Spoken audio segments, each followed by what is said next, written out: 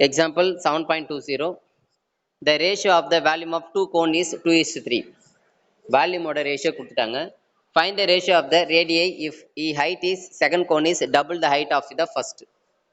சரிங்களா? ஒரு கண்டிஷன்ஸ் கொடுத்துருக்காங்க. என்ன அப்படின்னா, இப்போ ரெண்டு கோன் இருக்கு. அப்போ அதோட ரேடியஸ் வந்து ஃபர்ஸ்ட் கோனோட ரேடியஸ் வந்து R1, அதோட ஹைட் வந்து H1, radius and height of the cone 1.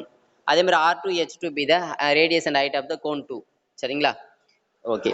ரெண்டுத்தினுடைய இப்போ என்னன்னா அவங்க என்ன கொடுத்துருக்காங்கன்னா, செகண்ட் கோனோட பாருங்க, the height of the second cone is, second கோனோட ஹைட்னா H2 is என்ன கொடுத்துறாங்க, double the height of the first கோனோட ஹைட்ல டபுள்னு சொல்லிட்டாங்க. அப்போ 2H1, H2 equal to 2H1. இது ஒரு கண்டிஷன்.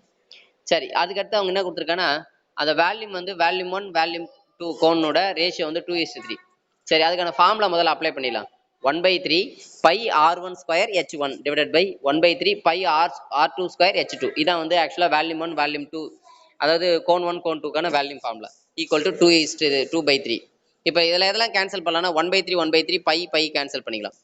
பேலன்ஸ் என்ன இருக்கும் அப்படின்னு பார்த்தீங்கன்னா, R1 ஸ்கொயர் அதை போட்டுருங்க by R2 square into H1 அப்படியே இருக்கட்டும். பட் H2க்கு மேலே என்ன போடலாம், நம்ம 2H1 அப்படின்னு போட்டோம். சரிங்களா? ரைட். இப்போ என்ன ஆகுனா, இந்த H1 கேன்சல் ஆகிடுது பாருங்க, H1 கேன்சல் ஆகிடும்.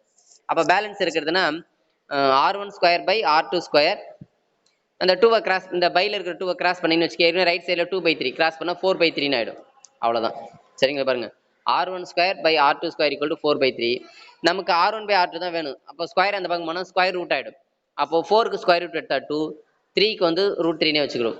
இப்போ R1 பை R2 வந்துருச்சுங்களா? அப்போ இதை ரேஷியோவை கன்வெர்ட் பண்ணிங்கன்னா, அப்போ த ரேஷியோ ஆஃப் த ரேடியை, ரெண்டு கோனுடைய ரேடியஸோட ரேஷியோ வந்து பார்த்தீங்கன்னா 2:√13 இஸ் ஆன்சர்.